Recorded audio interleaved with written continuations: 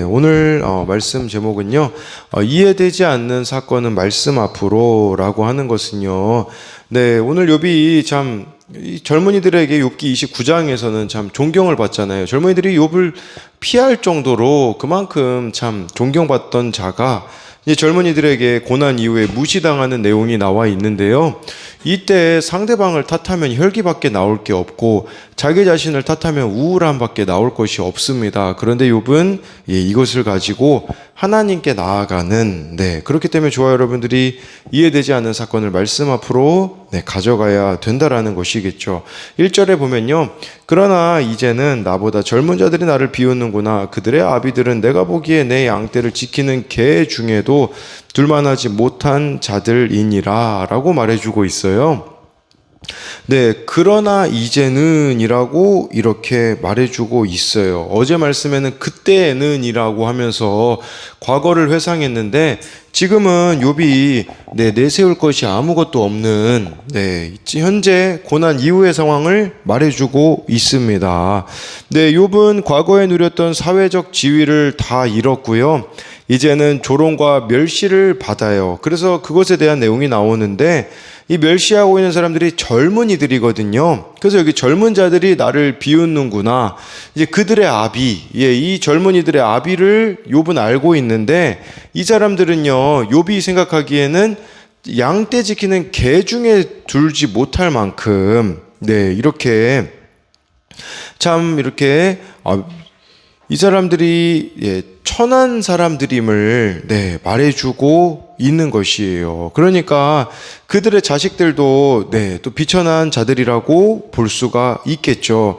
그러니까 이렇게 비천한 자들이 나를 조롱했다, 나는 그들이 밉다, 그런 의미로 욥이 말하는 거라기보다는요, 자신이 얼마나 낮아졌는지, 무시를 당하고 있는지를 보여주고 있습니다. 그래서 우리도 마찬가지인 것 같아요. 이렇게 과거에만 집착을 한다면, 사람들의 조롱과 비난을 쉽게 받아들이지 못하는 것이죠. 그런데 그 가운데 자신의 이런 100% 죄인됨을 인정하면 사람들의 비웃음에 넘어지지 않고 고난을 통과하며 성장의 기회로 삼을 수가 있다라는 것을 말해주는 것이에요. 그래서 이것에 대한 적용은요, 내가 무시하고 조롱한 사람은 누구입니까? 내가 남에게 상처를 주거나 받은 적은 언제입니까? 제가 예전에 좀 그런 내용을 본 적이 있어요. 이 사람은요, 일부러 안 팔릴 물건을 가지고서 사람들에게 가서 일부러 거절당하는 훈련을 했다고 하더라고요. 그 거절당하는 훈련을 통해서 오히려 담대함을 가지게 되었다라고 그렇게 말하는 것처럼 우리도요, 어떻게 우리가 사람들의 입을 다 막을 수가 있겠습니까? 우리들에 대해서 여러 가지 이야기들을 하지만 중요한 건 여러분들에게 필터가 있느냐 없느냐의 여부라는 것이겠죠. 그 필터가 무엇이겠습니까? 바로 말씀이라고 할 수가 있는 것이죠. 2절부터 4절을 보면요, 그들의 기력이 쇠잔하였으니 그들의 손의 힘이 내게 무슨 소용이 있으랴. 그들은 곧 궁핍과 기근으로 인하여 파리하며 캄캄하고 메마른 땅에서 마른 흙을 씹으며 떨기나무 가운데에서 짠 나무를 꺾으며 대쌀이 뿌리로 먹을거리를 삼느니라. 욥을 조롱하는 사람들의 삶을 말해주고 있어요. 이들은 기력이 쇠잔한 자들이다라고 말해주고 있어요. 그래서 그들의 손의 힘이 내게 무슨 소용이 있으랴라고 하면서 이 사람들은 참 젊은이들은 고용이 불가능한 자들이라고 볼 수 있어요. 3절에 보니까 궁핍과 기근으로 파리하여 캄캄하고 메마른 땅에서 마른 흙을 먹고 4절에 떨기나무에서 짠 나무를 꺾고 대쌀이 뿌리로 먹을거리를 삼는다라는 것은 야생 식물을 먹는 지경에 처해서 아무런 힘이 없는 자들이라는 것을 욥은 알고 있어요. 우리가 그러면 이러면 어떨까요? 우리 같으면 이런 사람들이 우리에게 대해서 비난하면요, 여러분들은 똑같이 욕하고 더 무시할걸요. 이들의 상황을 지금 뻔히 알고 있잖아요. 근데요, 욥이요, 그들을 향하여서 한마디를 하지 않아요. 우리 이렇게 무시할 거리 있으면 빈틈 보이면 비집고 들어가서 대갚아 줄 수 있잖아요. 그런데 그렇게 하지 않는다라는 것을 보여주고 있는 것이겠죠.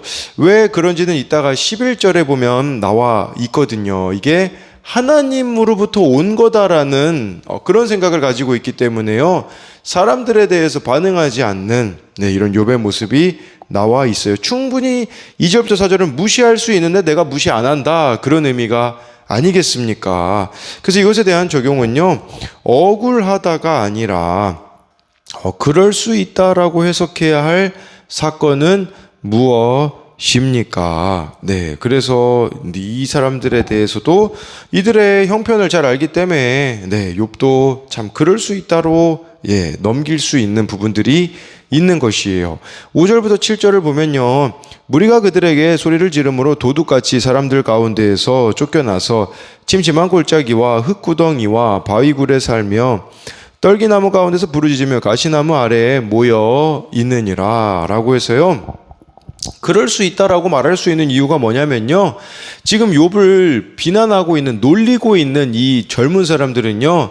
이미 공동체에서 쫓겨난 사람들이에요. 그러니까 욥도 이렇게 생각할 수 있지 않겠어요? 저 사람들 상처가 많으니까 그럴 수 있겠다라고 넘길 수 있는 것이죠. 그래서 이 사람들은 보니까 도둑같이 사람들 가운데 쫓겨났다. 이 공동체에서 철저히 외면당하고 있는 사람들이었다라고 볼 수가 있는 것이겠죠. 그래서 소리를 지름으로, 여기 무리가 그들에게 소리를 지름이라는 것은 만약에 이 사람들이요 마을로 들어오잖아요. 사람들이 도둑처럼 막 소리 지르러서 쫓겨나는 거죠. 쫓겨나니까 이들에게는 당연히 소외감, 상처라는 것이 있을 수밖에 없는 것이죠. 그래서 마을에도 못 살아가지고요. 마을 곁에 있는 멀리 떨어져 있는 6절에 보니까 침침한 골짜기, 흙구덩이, 바위굴에서 살고 있어요. 그러니까 욥을 놀리고 있는 사람들의 삶을 보면요. 정상인이라고 보기는 어렵고 들짐승과 같은 삶이었음을 보여주고 있는 것을 뜻합니다. 8절부터 이제 11절을 보면요. 그들은 본래 미련한 자의 자식이요 이름 없는 자들의 자식으로서 고토에서 쫓겨난 자들이니라. 이제는 그들이 나를 노래로 조롱하며 내가 그들의 놀림거리가 되었으며 그들이 나를 미워하여 멀리하고 서슴지 않고 내 얼굴에 침을 뱉는도다. 이는 하나님이 내 활 시위를 늘어지게 하시고 나를 곤고하게 하심으로 무리가 내 앞에서 굴레를 벗었음이니라 라고 말씀해 주고 있어요. 그들은요 미련한 자의 자식이래요. 또 이름 없는 자들의 자식이라고 하는 것은 바로 그 당시 시족 공동체를 이루지 못하여서 쫓겨났으니까 근본 없는 자들이라는 의미라고 볼 수가 있어요. 그런데요 여러분, 이 자들을 향하여서 욥이요 악이라는 단어나 불의라는 단어를 쓰지 않아요. 왜 그러냐? 지금 이렇게 이들의 삶을 세세하게 기록한 것은 이들을 저주하기 위함이 아니라 자신의 상황이 얼마나 비참한지를 드러내는 것에만 욥은 관심이 있는 것이에요. 고토에서 쫓겨난 자들이다 라고 하는데, 고토라는 것은 고향이거든요. 그러니까 욥을 괴롭히는 사람들은 고향에서도 쫓겨난 상처 투성이들이다 라고 볼 수가 있는 것이겠죠. 9절 10절에는 이게 욥이 욥을 막 이들이 조롱하고요, 비웃고요, 침뱉고 그렇게 하고 있는데, 과거 그 존경받던 욥으로서는 상상하지도 못할 일이 벌어진 것이라고 볼 수가 있어요. 이런 욥의 낮아짐을 통해서 그때에 생각나는 게 있겠죠. 뭐가 있겠습니까? 우리들에게는요 이런 욥의 낮아짐과 같은 사건들을 겪으면서 예수님의 수치와 고난을 생각나게 한다라는 사실이에요. 저와 여러분들이요 하나님이 높여주실 때까지 잠잠히 잘 인내하면요 그 가운데 하나님이 우리를 회복시켜 주실 때가 있어요. 저는 이걸 볼 때 떠올랐던 사람이 있어요. 무비보셋이 떠오르더라고요. 무비보셋 아무도 안 알아주고 다리 저는 자이고 자기 종으로 부를 수 있는 그 시바라는 종도 외면하고 있어서 무슨 소망이 있습니까? 그런데 그 질서에, 그 환경에 잘 순종해 있으니 나중에 하나님이 다시 들어주실 때가 있잖아요. 우리도요 이렇게 낮아져 있을 때요, 스스로 일어나려는 것보다도 하나님이 일으켜 주실 때까지 저와 여러분들이 잘 순종해 가는 것이 중요하다라는 것이에요. 욥은요 11절에요. 이는 하나님이 내 활시위를 늘어지게 하시고 라는 것은 바로 이 활시위를 늘어지게 하시고 라는 이 부분들을 보면 이렇게 해석한 번역도 있더라고요. 하나님께서 내 생명줄을 놓아버리시고 라고 이렇게 번역한 성경도 있더라고요. 그 다음에 나를 비참하게 하셨기에, 나를 공고하게 하시면 비참하게 하셨다라고 이렇게 표현을 하는데, 그러니까 이 고통이 하나님으로부터 온 거라는 것을 지금 욥은 고백하고 있어요. 우리도요, 어떤 사건이라고 할지라도 하나님으로부터 왔다라고 고백해야 되는 거죠. 이 고백한다라는 건 무슨 말입니까? 해석 안 되는 사건을요, 말씀 앞으로 가지고 가는 거예요. 근데 우리는 이 말씀 앞으로 안 가고 남에게서 찾으려고 하죠. 그러면요, 혈기와 미움밖에 남지 않습니다. 또한 내 탓만 하면요, 나에게서 찾잖아요. 우울증에 걸릴 수밖에 없어요. 그렇기 때문에 어떤 사건이라고 할지라도 말씀 앞으로 가지고 나아가야 된다라는 것이에요. 저는 이걸 보면서 정말 19살 때가 떠오르더라고요. 모든 인간관계가 막혀 있는 것과 같은 그 상황이 저에게도 있었었거든요. 근데 그때 너무 힘들어서 말씀을 읽을 수밖에 없었는데 그때 주님을 만나는 기회가 되었거든요. 어떤 힘든 문제라고 할지라도 말씀 앞으로 가지고 나가 보십시오. 그러면 그것은 구원의 사건이 될 수 있습니다. 그래서 이것에 대한 적용은요, 곤고하게 된 환경이 나를 거룩하게 하시려는 하나님의 계획임을 믿습니까? 힘든 환경에 순종하지 못하고 자꾸 벗어나려고 하는 이유는 무엇입니까? 이러한 부분들이 다 하나님의 구원 계획 속에 있다라는 것을 우리는 믿어야 된다라는 것입니다. 마지막으로 12절부터 15절을 보면요, 그들이 내 오른쪽에서 일어나 내 발에 덫을 놓으며 나를 대적하여 길을 애워싸며 그들이 내 길을 헐고 내 재앙을 재촉하는데도 도울 자가 없구나. 그들은 성을 파괴하고 그 파괴한 가운데로 몰려드는 것 같이 내게로 달려드니 순식간에 공포가 나를 에워싸고 그들이 내 품위를 바람같이 날려버리니 나의 구원은 구름같이 지나가 버렸구나 라고 말해주고 있어요. 욥이 이것이 하나님으로부터 왔다라고 생각하고서 그래도 믿음으로 나아가잖아요. 그러면 좀 상황이 달라져야 되지 않겠습니까? 그런데 현실은 다른 게 없어 보이는 거예요. 이 12절에 보니까 내 오른쪽에서 그들이 일어나서 발에 덫을 놓고 길을 애워쌌다라는 것은 사방으로 욥을 둘러싸고 있고 욥은 무장해제가 되어서요, 공격하고 방어할 수 있는 힘이 아무것도 없다라고 해주고 있어요.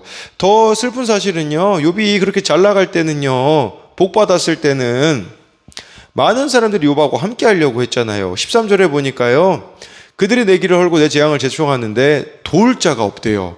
아무도 욥을 와가지고요, 거들떠보는 사람이 없다라는 것을 보여주고 있는 것이겠죠. 이것을 보면 우리가 알 수 있는 것이 사람은 역시 믿음의 대상이 아니라 사랑의 대상이라는 것을, 그렇게 많은 도움을 주고 그렇게 많은 사람들이 찾던 욥이 고난을 당하자 아무도 도와주지 않음을 경험하고 있는 것이에요.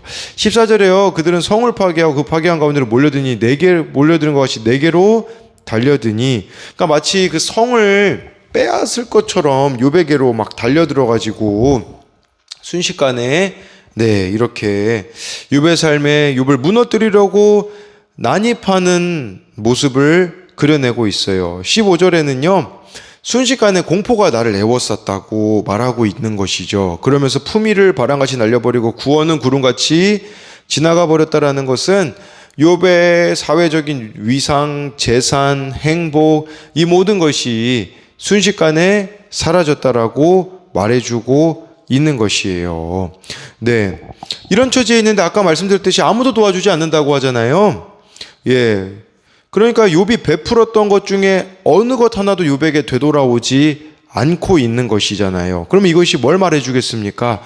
뿌린 대로 거둔다라는 원리, 인과응보 원리라는 것 자체가 성립되지 않는 것을 단편적으로 보여주고 있는 것이에요. 우리도 욥처럼 고난을 당할 때요, 예수님이 더 큰 수치를 견디셨음을 기억해야 됩니다. 수치를 예수님이 견디신 것은 왜 견디셨습니까? 우리는 알고 있잖아요. 하나님의 뜻이 있기 때문이라는 것을요. 우리도 수치 가운데 나아갈 수 있어요. 근데 기억하셔야 되는 것은 그 수치 이면에 하나님의 계획이 있음을, 뜻이 있음을 신뢰해야 합니다. 사도 바울이 이걸 알았기 때문에요. 골로새서 1장 24절에 그는 이렇게 고백합니다. 나는 이제 너희를 위하여 받는 괴로움을 기뻐하고 그리스도의 남은 고난을 그의 몸된 교회를 위하여 내 육체에 채우노라 라고 고백을 해요. 이 고난의 신비를 알았던 것이죠. 그렇기 때문에 너희를 위하여, 골로새 교회 성도들을 위해서 받는 괴로움을요, 기뻐할 수 있다라고 말해주고 있는 것이겠죠. 왜 그렇겠습니까? 하나님의 구원 계획이 있음을 알았기 때문이라는 것이죠. 우리도 그 구원 계획이 있음을 알고 오히려 고난을 자꾸 이리로 피하고 저리로 피하는 자가 되어지는 것이 아니라 오히려 그리스도의 고난에 동참하는 자들이 되어진다면, 그래서 이 교회를 위하여 내 육체에 그리스도의 남은 고난을 채우겠다라는 것이 바로 예수님의 고난에 동참하겠다라는 것이 아니겠습니까? 우리도 그 고난 가운데 동참하며 나아갈 때에 여러분들을 통해서 하나님의 뜻이, 구원이 이루어진다는 사실입니다. 그래서 이것에 대한 적용은요, 사람은 믿음의 대상이 아니라 사랑의 대상임을 알고 있습니까? 욥이 얼마나 그 배신감이 컸겠습니까? 우리도 사람들에게 배신감 느낄 때가 있을 수 있습니다. 그러나 믿음의 대상이 아니라 사랑의 대상이라는 것을 우리가 덮어줘야 될 대상이라는 것을 알아야 된다라는 것이겠죠. 고난 가운데 나는 예수님의 십자가를 바라봅니까? 그 이면에 하나님의 뜻이 있음을 신뢰하기에 그리스도의 남은 고난을 기꺼이 내 육체에 채우고 있습니까? 라고 해서요, 저와 여러분들이 하나님의 뜻을 안다면 어떤 고난이라고 할지라도 그것은 상흔이 될 줄,